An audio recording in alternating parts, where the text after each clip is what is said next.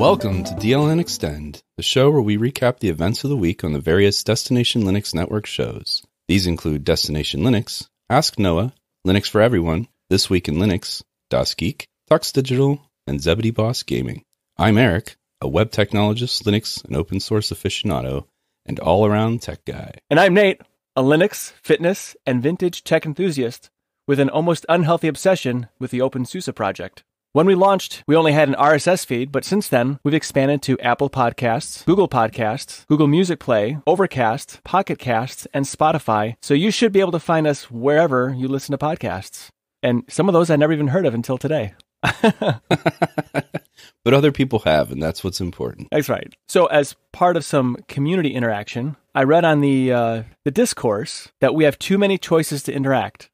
What do you think about that? I can see how there might be that perception, and I agree that it seems like a lot. So if you were to just go to the destinationlinux.network website, and you see that there is Mumble and Discord and Discourse and Telegram, and there's just IRC, there's so many different choices, right? So there does seem to be maybe too many choices. The reason I refute that slightly, and I'm not saying that that's an incorrect opinion, especially on the surface, but when you look at it, they're all slightly different things. Some people enjoy real-time interaction, and so they want something like chatting. Telegram is great for that. There's a lot of people in there. So any time of the day and night, you can jump in there and start a conversation with someone or jump into a conversation that's already happening, and that's happening real time. And a lot of people really enjoy that. And if you want to do voice chat, there's Mumble and Discord. You've got both, depending on your preference. And then you've got the Discourse forum, which is great for more of the sort of slow burn, more thought out conversations. Yeah, and I think that's where I like to have a lot of the more in-depth interactions. I feel like Telegram is very surfacey, very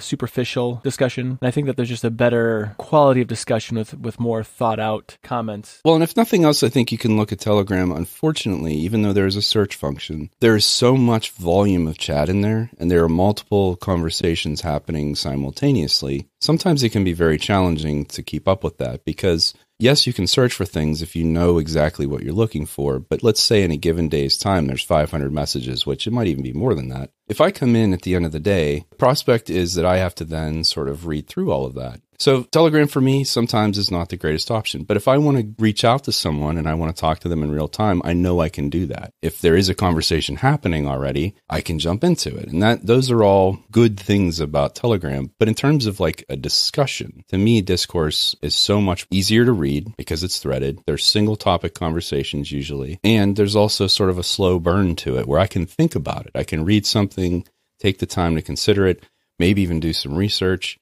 and then come back and discuss it at a level of detail that I'm comfortable with. Right. Whereas Telegram, I feel like if you don't answer quickly, you're going to either lose that person or... The conversation moves on. Yeah, it's a completely different feel to the conversation. So I kind of look at the different avenues of interaction, like going to a house party. Yeah, so there are many rooms, and if it's a nice time of year. Now, you live in Florida, and I live in Michigan, so it's only nice like 3 weeks out of the year here.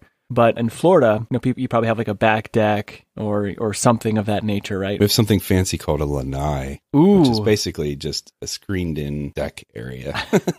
Because we have bugs in Florida that will hurt you.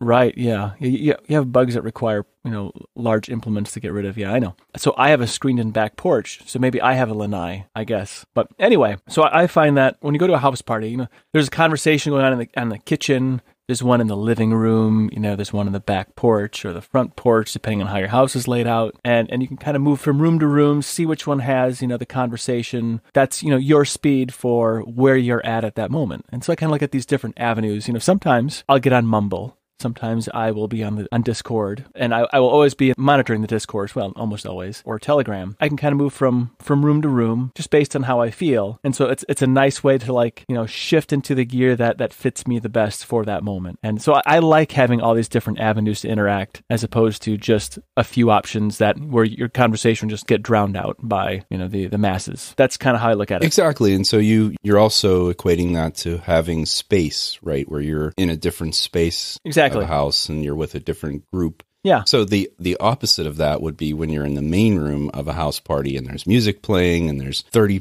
40 people talking all at the same time. And personally, in situations like that, I find it very difficult to hold any kind of meaningful conversation. That's why I tend to gravitate towards things like Discourse, because I would much rather be the guy in the kitchen with two other people having quiet, measured conversation rather than screaming over all those other people. Exactly.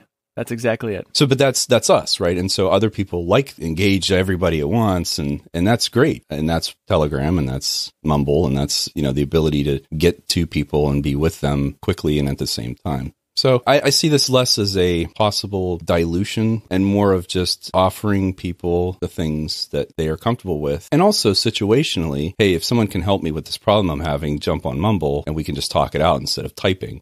That's great. That's a perfect use for that. Exactly. That may not be every day or every situation, but it's great to have that. I think if you think about it a little deeper, it makes sense when you put it in those terms. Yeah, I agree. I'm one of those individuals that when things get really loud or busy or whatever, I tend to kind of move toward the back of the room, so I'm not in the middle of it. And I find that in the real busy areas, I tend to kind of move toward the back of the room and I'll just observe. So it's kind of nice having those options where I feel more comfortable interacting. Well, and I will tell you also that while the same people will use all of the services, some people will, there are people that will only come to Discourse, or will only go to Telegram, or will only be on Mumble. And so if you don't have those things, you won't ever see those people.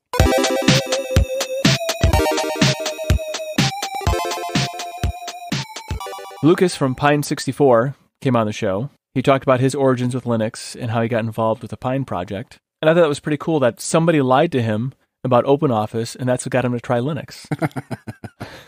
That was not my biggest takeaway from that. I was so glad that Michael mentioned it, because while he was saying it, I was like, you could have run it on Windows. Yeah, I installed OpenOffice for many people on Windows. Oh, I'm pretty sure the first time I tried it on Windows. Yeah, I mean, we all benefit from whoever told that fib all those years ago. Well, we could also say, well, maybe it was his destiny. He was going to discover it anyway, and that was just happened to be the vehicle. It's pretty exciting that he went from being a backer of the Pine64 project to working his way into being part of the project. That was, to me, that's a neat transition. That who would have expected that, really? And I was a backer of the very first Pine64 project. I have it right here by me. Well, you see so many stories like that in the Linux world, honestly, in open source world, and now by extension, hardware serving that same realm. The idea that someone who is such an enthusiast, who happens to have a skill set that fits into that niche or that area of expertise, and because there's such a direct line of communication with these companies, you hit them up on Twitter or wherever you can go and talk to them, and you say, hey, I love this project, and all of a sudden you're having a dialogue, and then they figure out, oh, this person, they're more than just interested in the product. Like, this might be someone who's a good resource for us. We need someone like that. And then you see these relationships forming and people becoming parts of projects just simply by having that open line of communication. And so, yeah, that was fascinating to hear that he just went from having an interest in it and having a background and understanding the technology to being a part of the organization and now being a major influence on these projects. And the Pinebook Pro that just launched, I believe, the people are actually getting them now. Yeah, I actually saw on Twitter that they just announced the next batch should be up for order soon, and they had actually made the claim that they think this is enough. This batch is going to be large enough to satisfy the demand, but they're not entirely sure, and neither am I, honestly, because they seem to sell out pretty quickly. It seems to be. Do you have any hopes of getting one? I'm actually waiting for the time being. I'm more interested in the phone, and I know the tab and the phone are a little further out than that, and I'm not traveling very much, so my need for the Pinebook Pro really isn't there. But I want one anyway. Irrationally, it's like I just want one to have it to play with. So I don't know. I may, but it's not likely that I will get that before I would spend the money on the Pine phone. For me, I think that Pine64 makes the most interesting ARM-based hardware for me as a consumer. The Raspberry Pi is fine. It satisfies a lot of the things that I need it for. But to me, it's just a single-purpose machine. But it seems like these Pine64, they can have a lot more. It's like a target. It's a platform you can actually target as opposed to all the variety of different ARM architectures. It's something that I think realistically you can target quite easily. And the Pine Tab, assuming it is very similar to the Pine Book, has a lot of interest for me for just a tablet. I'm still using an HP touchpad from 2011, I think, that I I've been nursing along here, and the Pine phone are very interesting to me. Especially if they're the same architecture. Then that's a platform I could actually spend some time and effort on and making it work well for me. That's how I look at that. It's not just some random AliExpress tablet that might work for a while and will lose support, but it's something that will be supported for a period of time. I think the most important part about all of this, and he actually covered the convergence aspect of that, where you have like hardware between Pinebook Pro, a Pine Tab, a Pine phone. So now all of a sudden, you're talking about running like systems across them. So you mentioned, okay, some generic tablet that's just generic Android hardware or something like that, that's going to run some likely horribly outdated version of Android that's got awful defaults. And so that's really, to me, what's most interesting is when he talked about the idea that they are talking directly with distribution maintainers and software developers about, here's our reference systems, here's how you would be able to build on these systems. And he said they had hoped to get a couple in the beginning, and all of a sudden it was, no, everybody's interested. And the reason they're interested, and I didn't get a chance to ask this on the show, was it's like the tail wagging the dog in a lot of ways. I mean, think of it from the standpoint, particularly on the phone side of things. Anyone who's doing a custom ROM or doing any sort of system that wasn't designed for, right? That hardware was built by Samsung, by HTC, by OnePlus, by whoever built that, and they built it for their system, the Android platform most likely, and whatever customizations they made to it to make their systems run better or whatever. And then here comes anyone else that wants to use that hardware, and they basically have to make it work, and not on the terms of a collaborative relationship, but on a completely downstream, just hoping everything's compatible. And there's tremendous difficulty in that. The idea that they have an open working relationship with the people making the hardware, and not only that, but they're able to provide suggestions on, if you just tweaked this thing or you made this work in this way, all of a sudden, this will work a lot better for us. I mean, the idea that these developers have that kind of feedback and that say is really just amazing. And I would have to believe fairly unprecedented. I'm not the biggest hardware guy, but that is a pretty cool situation. I totally agree. And I think what's also interesting too is, having played with Android phones, there's that pain that goes into unlocking them or the support falling off or all these other things, and you cannot do anything about it really, except for maybe hope that Lineage has some kind of a hack or workaround or a patch or something for a newer kernel. Otherwise, you're going to be stuck at an old kernel for the life of that piece of hardware, which essentially renders it useless over a period of time. Even if it can perform the tasks, it's just not going to be able to do those tasks because the code is so old. So this looks like some hope for the future of mobile devices that aren't going to be locked down and restricted and forced to be thrown into the recycle bin. Speaking of which, so that's sort of, when he was explaining that, I thought, oh no, this is a blessing and a curse, because now I can distro hop on my phone. That is awesome. Like, I'm not sure I need that. And I mean, yes, it's great. I will love to have the choice, but good Lord, I have enough trouble as it is on my desktop and my laptop. Like, now all of a sudden it's going to be like, oh, look at that new release of this. And why don't I just, I wonder if I can dual boot my phone. It's going to happen. Well, I think he said you can maybe do the install to an SD card and then be able to run it from that, which I guess if you could do that, then you could literally just swap SD cards, which would be super. If you aren't excited about the prospect of the Pine phone and the idea that these things would be possible, I mean, even just talking about it, like, and for, again, $150, like, I don't get excited about phones. I don't get excited about hardware, but I have to say, like, the more I learn about this and having the chance to talk to Lukasz directly and ask some questions that I had on my mind, I mean, going back to the idea of that direct line of communication, like, it's amazing. I am truly, truly excited about the prospect of a handheld device that I could do these things with. Yeah, for me too, it's the first time I've been excited about a mobile device since I got my first Android phone in 2010. I feel like it's a renaissance happening in the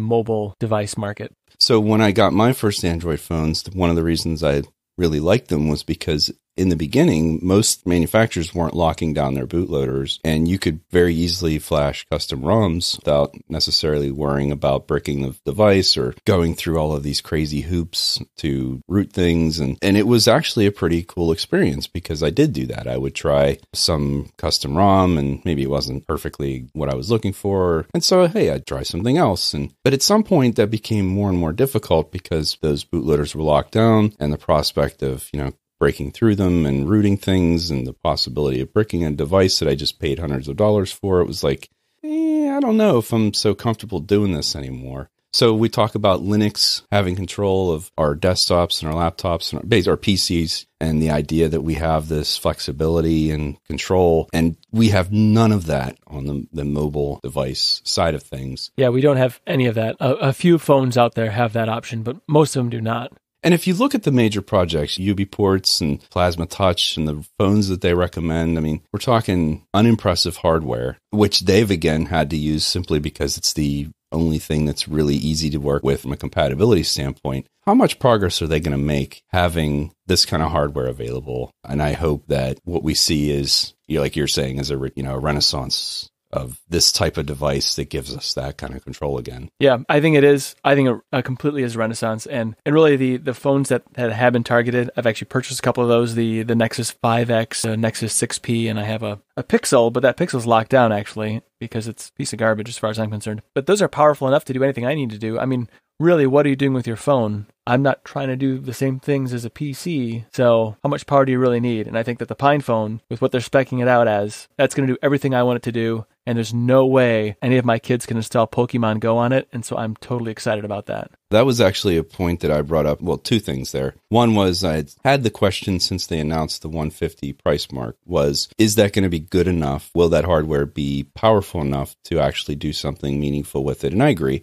I'm not trying to run desktop level system on a phone. I mean, it doesn't make any sense. But I do want it to be open and flexible enough for me to do Linuxy stuff on it, let's say, much more so than I would on Android and things like that. So kind of thought, well, what if there was a $300 Pine? You doubled that, right? It's not unreasonable. I mean, I think that's still, mid-grade sort of hardware. And his answer to that, it actually surprised me because it was more money, more problems. It's a silly way to say it, but he was basically just saying like, yeah, if we got a better screen and better internals, all of a sudden, it becomes more difficult to sort of put that together in a way that is clean and usable and trouble-free and things like that. You now make it more complicated than it needs to be. And so I hadn't thought of it that way. And I was like, oh, great. I'm glad I got to ask you that. Right. Because now you can potentially have thermal issues if you have a more powerful CPU and you can't properly cool it, thermal throttling and then more power draw, so a more battery, higher pixel density screen. Yeah, exactly. And then potentially components will wear out quicker because of the additional heat. So yeah, I think, just a device, it doesn't have to have a lot of power. I mean, really, I want to take pictures, make phone calls, and occasional web browsing, and maybe get on Telegram or Discord or something like that. And that's really the extent of what I want to do with my phone. And I suppose, a game or something like that. If at least you can get Angry Birds on it, then that's probably good enough. Angry Nates. That was my second point was there's this sort of fear of I don't have all my apps. I don't know about you, and it sounds like you're very much like me. Like I do have banking apps. There's some apps that I have on my Android phone. Banking is a good example. I love the idea that I can take a picture of a check and deposit it from my phone. I use that all the time. There's certain convenience factors like that, yeah, that's not going to be something that you're doing on the Pine phone. It's certainly from day one. But maybe not from day one, but I think that's definitely a possibility, though. It's not like it's impossible. It would be nice if there's some way they could have at least some kind of Android compatibility just for a few of the applications. And that'd be it, like being able to take a photo of my checks and deposit it, because I only have a bank that I can do that with. Well, we saw that with Microsoft introduced that ability to run Android apps on Windows Phone and solved a problem that they had, which was they were trying to build all their own apps. But I just don't know that the audience for the Pine phone is going to care so much about having all of the apps. Maybe some people have hundreds of apps on their phone. Well, not maybe. I'm sure there are. But I just keep hearing this quote of millions of apps in this app store, and that's why it's so good, because there's so many. But the reality is that, in my opinion, 90% of those are garbage, and they're just really add stuff to like cash grabs. Pretty much. So the subset of like good apps that are worth having, depending on your interest and needs, is much smaller than that overall number. And if you could get some of those, or the ones that are most important, onto a Linux-based phone operating system, then I think that probably solves most of the problem. All right, so I whipped out my phone, not because I like it, but just for discussion. So the applications that I have on my phone, I have that I actually use. I have SyncThing, a map program. So I have Google Maps, Twitter, Calendar, Simple Notes, Telegram, Discord, text messaging, and then a browser. TuneIn, so I can listen to the radio, and USAA app, the antenna pod that you pushed on me. But that's really actually it. I mean, I don't have much of a need. I tend to listen to podcasts more on my computer than I do my phone, especially since I'm working from home as of late. So even the usage of my phone has really dropped as of recently. I think if the browser compatibility is there for audio and video, you could do things like mobile versions of most of the web services that are available. If I could use my microphone and headphones and stuff to communicate, then I'm going to be able to do most of the things I would need to do. I mean, when I look at the apps on my phone, it's very similar. So you have the utility apps, camera, calendar, calculator. Oh, yes. Alarm clocks, all that sort of basic stuff, which you have to assume that the distros themselves are going to provide. But then in terms of the web services themselves, there are wrappers. There are ways to consume a web service on desktops now. Could be a potential. And like you said, maybe an Android compatibility layer. I think there are lots of ways to address that need, and those are good problems to have to even be considering and talking about, frankly. Like, if you build it, they will come. I do feel like if this is a successful endeavor, which I think it will be, enough people are going to have it, and the right people are going to have these, right? The developers that can build these apps or these compatibility layers will have a piece of hardware in their hand, and again, they'll have that open line of communication. I just feel like the chances of success are so much greater because this hardware will exist and be in the hands of the people that can affect that change and make it work. Will it be exactly the same on the same level as Android or iPhone or any, those are the two, right? I don't know. Does it need to be? Frankly, I kind of hope not. Well, yeah. I don't want it to be like Android or iOS. I think those are both garbage. Honestly, they're resource heavy. They're spying on you. Well, maybe not so much iOS, but as we talked about last week with the Pi-hole, we know they're spying on us, polling our devices for information a lot. I don't want that. That's really what I don't want. No matter what comes of this, I think we will be in a better situation from day one, from the standpoint of it being a usable platform that is only going to get better with time and with more people using it, more attention brought to it, and overall just becoming an actual alternative to the two that we have today that we really don't have a choice.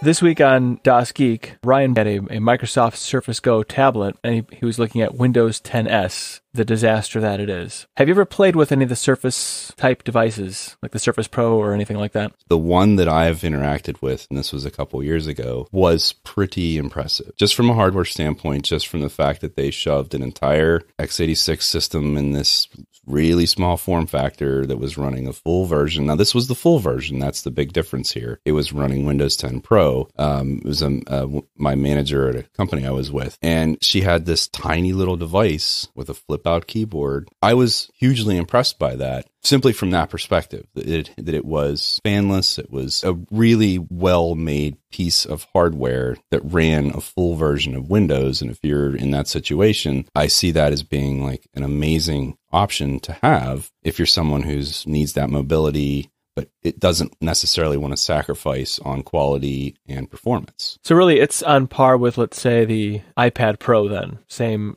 kind of device. It's a larger tablet, I would say, with like an 11-inch display, perhaps, maybe 12-inch display. Yeah, absolutely. And they have that flip-out backplate so that it stands up nicely. The screen itself is a nice, bright, high-density screen. It's touch. So yeah, it's definitely like a tablet, but the internals, and you referenced the iPad Pro, the newer ones, absolutely. You're now approaching or at the level of the power of the internals of a laptop. So yes, it's tablet form factor, but the power of the device is such that you really could use it as a laptop replacement. That's interesting because at work today, we had a field trip You ever have those? Have you ever had one of those where you went to another business? You've already made me jealous enough about your job. All right. Well, no, I did not have field trips.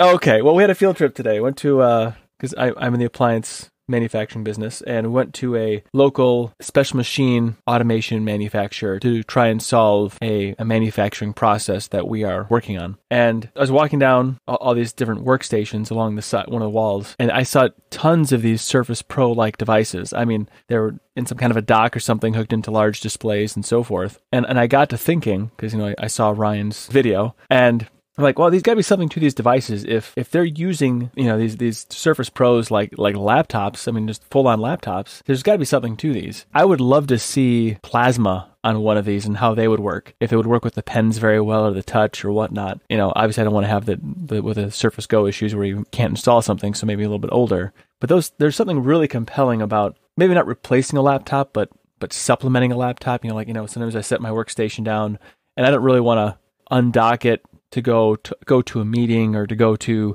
talk to someone in a lab and just have them look at some documents or look at some data. It'd be really nice to have that Surface Pro on the go, take it with you, look at stuff and have enough power to even manipulate some of that data. That to me sounds like a real sweet spot for a specific work task. I don't know if you had any thoughts on that as well, but sitting in an airport doesn't seem like it'd work real well. If it's on your lap, I don't know that kickstand is going to fall over or not. You're right. As a laptop device, but on a tray table on an airplane, it would be fine. On any kind of surface, flat table surface or something, it would be fine. I think the biggest challenge or the biggest problem that Ryan found wasn't so much the hardware itself, but the S version of Windows 10. The idea that they're producing the hardware and then putting a system on it that is so limiting. And I know you've had some thoughts on Chrome OS, and I know the hardware itself is not something that you like because of the weird keyboards and stuff like that. But yeah, for sure. That was a nice way of saying that. Now, I mentioned this to Adam, and his first response was, well, most people who are going to buy a device like this, especially power users, are going to know that you can pretty easily upgrade S to a full version of Windows. And so you can get around that fairly easily. Now, I don't know if the random consumer is going to know that, or honestly, are they going to care? Because if they like Chromebooks, if they like Android tablets, and to be honest, even iPad and iOS on iPads, it's still a tablet operating system. They're trying to bridge that gap between the mobile device, tablet device, and laptop replacement category. And I don't think they're quite there yet. And I would say that for someone who would use a device like this, if they were happy with S, then fine. But because there is a way to sort of get past that, and it doesn't sound like it's that challenging, that maybe that's not the biggest argument against a device like this, but it certainly is something to consider. That again, it's a capable piece of hardware that the functionality is reduced by the operating system that's being included. Well, that's kind of the Microsoft way sometimes.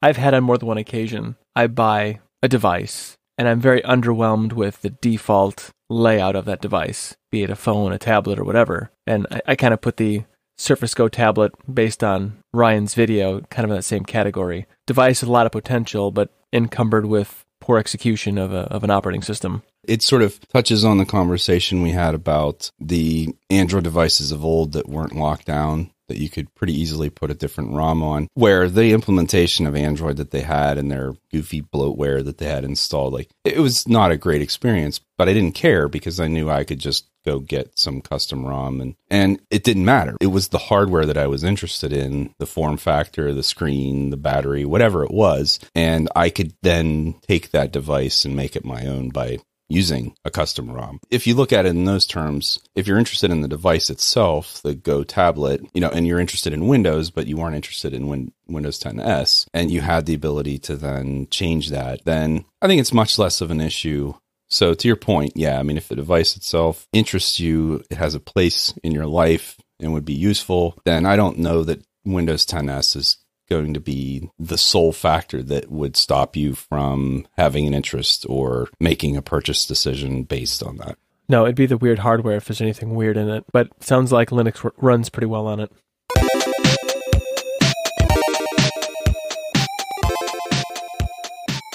So Eric, I know you're a huge GNOME fan. You know what?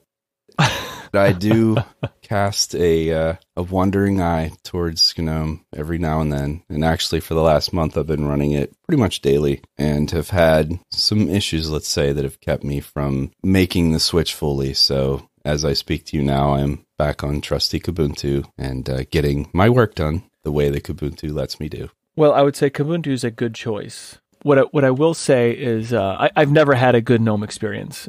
Even when I first used GNOME in 2002, it was never really a good experience for me. So this is no love loss for me. It just kind of puts another chip on this side of the scale, I suppose. But there's a serious issue with the mouse being laggy on Wayland and movements causing frame drops on OpenGL applications because of that single thread process that GNOME has. And there's a bug on gnome.org, bugzilla.gnome.org, 745032, that has a lot of discussion there as to the problem. But essentially, until they can get that single thread process fixed or some sort of a workaround or something to mitigate that, maybe they can put the mouse on a separate thread. I don't know. I don't even know how it works, but between the mutter and not being able to pull the mouse in time, it's causing all these like strange lags. And I've heard of other people having this issue too, especially the more displays you have, it becomes more of a problem. I don't even see what, at this point, reading through the bug report, I don't even know that they have there's really a solution in sight on this. I mean,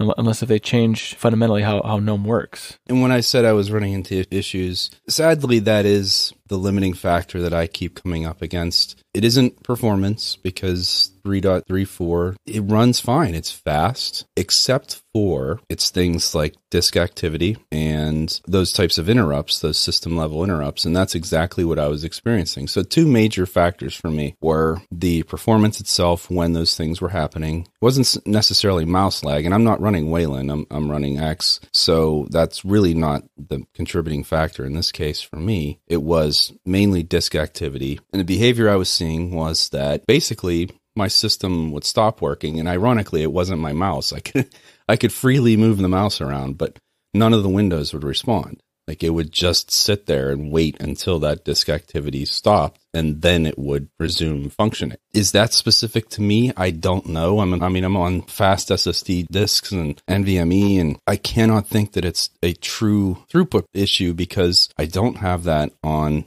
any other desktop environment that I run, Cinnamon and Plasma and Mate and Budgie. I mean, every other one, I've never seen that on this system. So I don't believe it's a hardware issue. The other thing that I experience, if the shell crashes, every application I had running is gone. It crashes and it resets and it'll recover, and it gives you a clean desktop and none of your applications are open. And that means that anything you were doing is gone. And I find that situation to be entirely unacceptable. And fortunately, none of those times I was in the middle of working on something, or else I would have been, I think, rightfully upset by that. I don't think it is anything specific to any one distro, because this happened to me on GNOME 3.32, on Ubuntu 19.04, on GNOME 3.34, on Ubuntu 19.10, OpenSUSE, Fedora, Manjaro. So I've tried on all these different systems, and that happened every single time on every single one. I do like GNOME. I like the desktop paradigm. I do extend it and have some extensions and change a few things. I like the applications.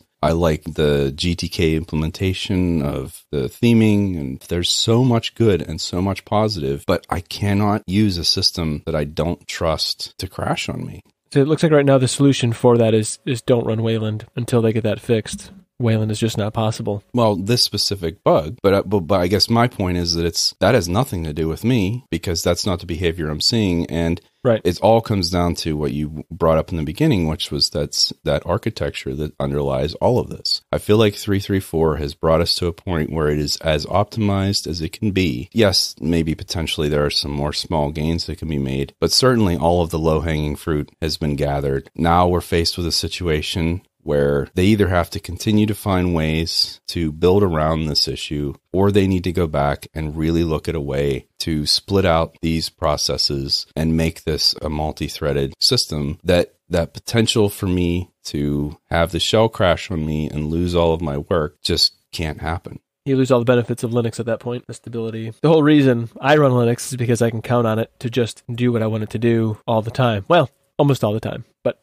pretty much all the time. That makes using GNOME for me a non-starter because they have a lot of stuff not worked out apparently. I do hope they can get it fixed. I do too. I sincerely hope that they find a way to address this. It's like having a car that you love that you can't rely on, right? And then you have to make a 100-mile journey and you're like, I want to drive this car. I love this car. It's so comfortable. It has the best radio. It's great on gas or whatever the reason is. But when you go over the tracks, it all just shuts down and you're not sure if it's going to start back up again. Yeah. and I just have this feeling that I can't trust it because I'm going to get halfway there and it's going to strand me. Maybe some people are okay with that. Maybe they're taking steps to mitigate that type of loss, but I'm not comfortable with that.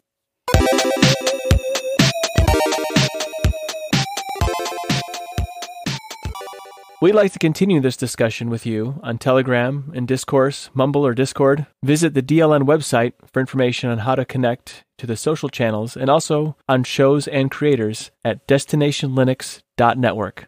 If you'd like to find more on us, you can come to those channels that we just mentioned, specifically Discourse for me, because that's my favorite, but I'll answer anywhere on all of them. And also, I do make some YouTube videos, as I mentioned last week, mainly on problems that I find. So my latest one was on how Audacity always kills my headphone output. And actually, I thought it was a really good video because I was actually looking, and the reason, because we discussed that before, the reason I never had an issue is because the package maintainer for Audacity on my system, it defaulted to Pulse Audio for both. And so that's why my microphone was never captured. But I thought it was a good video. It's good to know if you have problems, this is where it might be.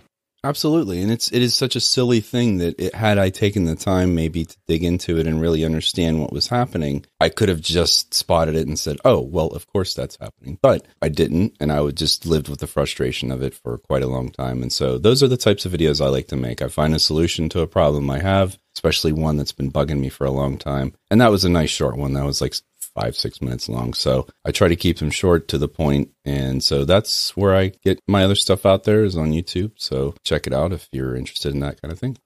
And like you, when I have a problem that I solve, I like to share my solution. However, I'm not as much of a video producer like you, Eric. So I have cubiclenate.com. That's where I have my regular blatherings or problem solving or anything that I'm thinking about or working with in technology. And then I also have, from there, you can get to my podcast, my little thing, and then also what stuff I do put on YouTube as well. But of course, I can also be found on Telegram or Discourse or pretty much any of the social channels. I'm not on Mumble very much, but there are those Friday nights or Saturday nights or Saturday afternoons that you might find me on Mumble. But it's really nice to bounce around to these different social platforms and kind of whatever I'm in the mood for. Sometimes I want pizza, sometimes I just want ice cream, and it's nice to have those options out there.